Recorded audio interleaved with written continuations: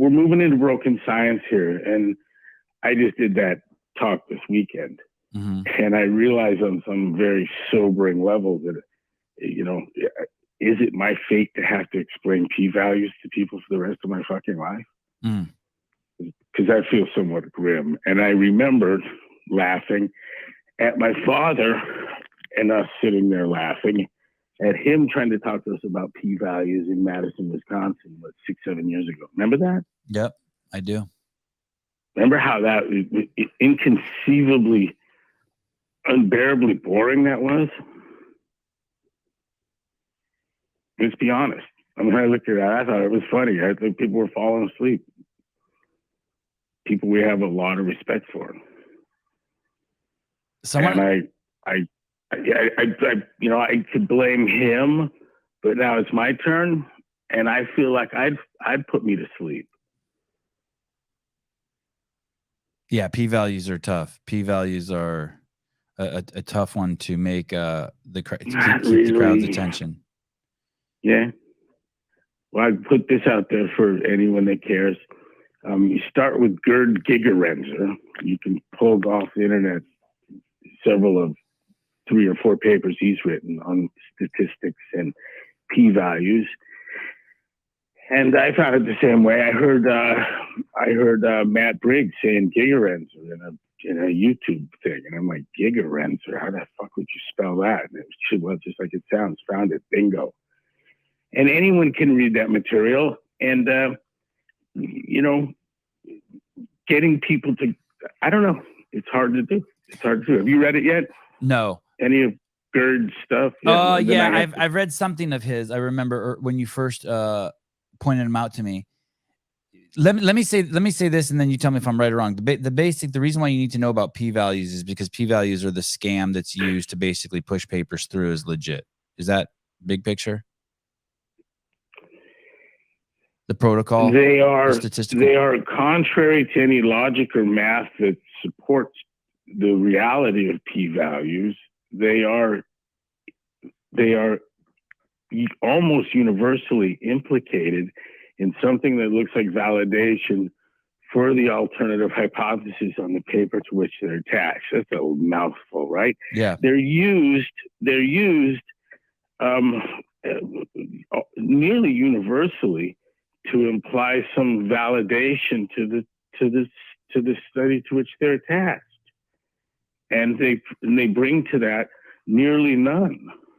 So it's a validation method that's used across the board in all the sciences that brings no validation. You lean on people and what you get them to say, and this has kind of been well documented. We know what the answers are, but the common impressions are all false, and they also imply something that, or outright state something that isn't true, and that's the problem. All of the statements that suggest that they determine that the p-value is the probability that the null hypothesis is true or false, or the alternative hypothesis, which should be the experimental hypothesis, that that's true or false. All of those statements are false. It doesn't provide that probability. And Gigerenzer's work exposes that. Yeah, very strongly. And there's a guy who's over at Max Planck. You know, I mean, and his message has been unchanged for 20 years on the subject. And he's not a lone voice. There are others, but that's a great entree. It's a good place to start. No, the problem with p-values is approaching 100 years old in terms of its recognition and people that have formally said something about it. And it's got names like Dirty Little Secret, and it's a fascinating story, but it is the reality. And yet it's universally accepted at academic institutions across the planet as validation. So look at papers that do null hypothesis significance testing and report their p-values, and ask yourself, what is it about the paper that is actually science? Is there a novel hypothesis of a predicted observable? And after this weekend, is this your life now? or are you still flipping that over and over and over? You know, in terms of the day-to-day joy of family and kids, in terms of intellectual interests or causes, I think this is important. It's bothersome to me that the writers that are most heralded at the New York Times can without laughter refer to the science. Hey, that's how you know it. If you want to hear someone's confused, listen when they talk to you about the science. And you got to do it soon, because enough people I know are making fun of it with enough gusto that people are going to quit doing it soon. But and the value of sharing this with people and people comprehending this and understanding this and applying it to their day-to-day observations of the world around them is to set them free from fucking basically being manipulated. Yes. It's another tool in the discernment. It's a hope. I mean, but you know, I'm not an endpoint guy. This is a very important truth, I think.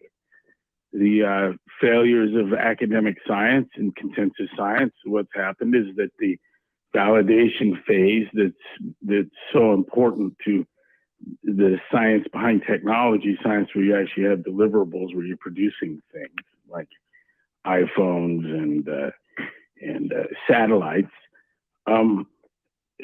That science requires that your model obtains its value, its goodness, from its predictive strength. And in the academic science, rather than predicting an observable, what you see is a hypothesis that's kind of suggested in the intro, and then an experiment done that is presumed to test that, around which a null effect is assumed in a p-value calculated against the statistic of your choosing. And the larger the sample size, the lower the p-value. Almost paradoxically, the whole thing's a scam. The whole thing's a scam. And ultimately, all it references is the probability of the data. When they even refer to it in literature, people actually write with the thing we're really after. Yeah, the thing you're really after. It's the probability of the hypothesis. The thing that actually gets called the alternative hypothesis. That's the only thing that matters. And what matters is the probability of it. And it needs to be a prediction in the form of a forecast of a measurement, where you give a host of conditions that are facts that you project to the future as a forecast of a measurement, where you're going to say that another fact will look like this. Ta-da. And replacing that with p-values isn't the same. And the question this answers, here I'm going too long about it, is boring. You're not. The question, it is boring. The question it answers is, why won't this stuff replicate? And I maintain that it ultimately matters because medicine is afflicted with this epistemic debasement. We know this for a fact. There's a couple comments here. The best knowledge we have. Sorry to step on you again. No. The best knowledge we have on this subject comes from medical topics like oncology and hematology, and the failure in the Begley-Ellis paper of all but 11%, was it, of science replicate, or 11 studies of what were the numbers? It's sickening. I'm really good at forgetting it. I'll look it up, but it is sickening. It's the Begley Amgen. Begley and Ellis, yeah. Begley was the Amgen guy. Ellis was at University of Texas. And you had them out to eight. You had spoke with Ellis HQ on the phone. Had some great conversations. And Begley, we actually had a common connection through Jim Jordan and Michael Shank, which was mind blowing. Oh wow! But, had mutual friends. In 2012, Amgen researchers made headlines when they declared that they had been unable to reproduce the findings of 47 of the 53 landmark cancer papers. Those papers were never identified, partly because of confidentiality concerns. So basically, the foundation of cancer science, 47 of the 53 papers are unable to be reproduced. Holy shit. Yeah, so it was 6 of 53, right? That's my 11%. Okay, right? Yes, sir. Yep. 6 of 53. In the neighborhood then. Okay, that's what I thought. God, it's worse than I thought. It's worse than I thought. Wow. It's bad enough to wipe it out of your mind once you get hold of it. Because where it takes you immediately is to your oncologist maybe quite scientific in the way she approaches her work, and you know, brings all the force of science to bear on the craft, but the craft itself is derived from something that you can't call science.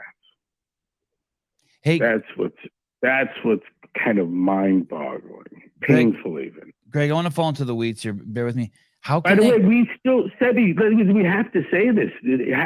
We still don't know which 47 papers were full of shit. And I understand that one of them has been cited in other research multiple thousands of times. I'm not supposed to say the real number, but it's mind-boggling. It's still this is concerning. Foundational work in hematology and oncology, and known to be bullshit.